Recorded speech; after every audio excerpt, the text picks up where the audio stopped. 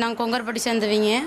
எங்கள் வீட்டுக்கார் வந்து காட்டு பிரச்சனைக்குன்னு சொல்லி வர சொல்லி தந்தங்கேசுன்னு சொல்லி போட்டு எங்கள் வீட்டுக்காரை அடித்து சித்திரவதை பண்ணி வீட்டுக்கு வந்து பொருள் எடுத்து கொடுக்க சொல்லி வர சொன்னாங்க.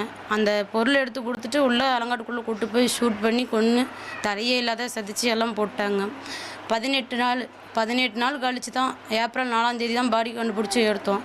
மேலே அவர் போட்டிருந்த ஷர்ட்டு கைவிலங்கு இல்லை, கைவிலங்கோட தப்பிச்சு போனார் அப்படின்னு சொன்னாங்க. கைவிலங்கு இல்லை, அவர் போட்டுக்கிட்டு ஷர்ட்டு இல்லை, அவர் போட்டிருந்த செப்பலும் இல்லை, மொத்தம் பேண்ட்டு பெல்ட்டு இவரோட இது மட்டும்தான் இருக்குது. மீன் கைவிலங்கு இல்லை. அவர் கைவிலங்கோட தப்பிச்சு போனாலும் எஃப்ஐஆர் பதிவு பண்ணிவிட்டாங்க. ஃபாரஸ்ட் வனத்துறை வந்து பெண்ணாகரம் வனத்துறைங்க வந்து கைவிலங்கோட தப்பிச்சு போனான் அவங்க வீட்டுக்காரரு அப்படின்னு சொல்லி சொன்னாங்க. கேஸும் ஃபைல் ஆகிருக்கு ஏரியூர் ஸ்டேஷனில். இவங்க பண்ணானதுக்கப்புறம் நாங்கள் எல்லாமே ஆர்ப்பாட்டம் பண்ணோம், இப்போ எல்லாமே இதுன்னோம். இப்போ முடிஞ்சடிக்கு collector office, Dharmapuri collector office, அப்புறம் டிஎஸ்பி சார் அங்கெல்லாம் மனு கொடுத்தோம். முடிஞ்ச வரைக்கும் போராடணும். இன்னும் 2 தடவை போஸ்ட்மார்ட்டம் பண்ணியாச்சு, இன்னும் எந்த ரிப்போர்ட்டும் இல்லை. நாங்கள் இன்னும் எதுவும் தகவலும் இல்லை. எங்கள் வீட்டுக்கார் எப்படி இறந்தார் என்ன அப்படின்ற மாரி எதுவும் சொல்லலை.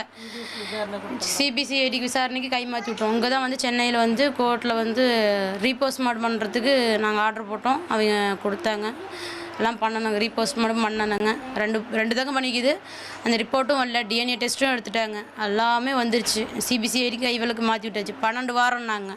12 வாரமும் முடிஞ்சு போச்சு. இன்னும் எந்த தகவலுமே சொல்லலை. இன்னும் விசாரணை போயிட்டே தான் இருக்குது அப்படின்றாங்க. இன்னும் எந்த தகவல் படி எதுவுமே வரல. விஜய் அந்த தமிழக வெற்றி கழகம் கட்சியிலேருந்து கூப்பிட்டாங்க. இங்கே தருமபுரி மாவட்டம் இவர் தான் வந்து கூட்டிகிட்டு வந்தார்.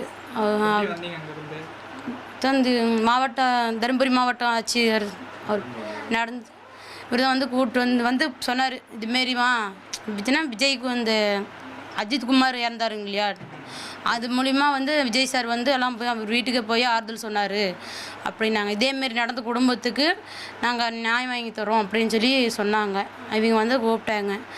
சரி, ஃபஸ்ட்டு தக்கம் எங்களுக்கு யோசிச்சோங்க போகலாமா வேண்டாமான்னு. அப்புறமேல மறுபடியும் வந்து இன்னொரு தக்கம் சொன்னாங்க. சரி வரேங்க அப்படின்னு சொல்லி அவரே வரேன்னு தான் சொன்னார். இல்லை நாங்களே வரோங்க அப்படின்ட்டு வந்தோம்.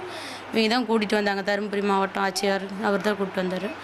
கூட்டிகிட்டு வந்து எல்லாமே பார்த்தாங்க, குழந்தைங்களையும் பார்த்தாங்க, எங்களையும் பார்த்தாங்க, ஆறுதல் சொன்னாங்க.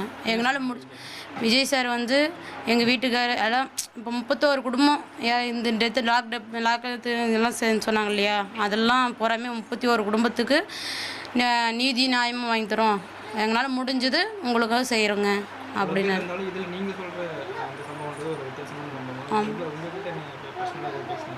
பர்சனலாக இன்னும் எதுவும் பேசலைங்க சார். நாங்கள் சொன்னோம், இப்படி தான் எங்கள் வீட்டுக்காரர் கூப்பிட்டு போய் தலையே இல்லாத மாரி சதிச்சு விட்டாங்க சார் அப்படின்னு.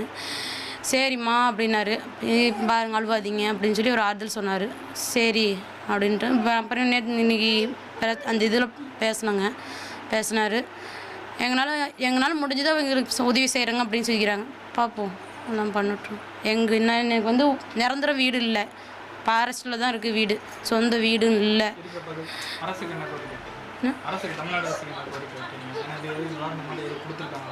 இல்லை இன்னும் எதுவுமே நிவாரணம் ஒரு 100 ரூபா கொடுத்துருக்க மாட்டாங்க, 10 ரூபா கூட கொடுக்கலைங்க.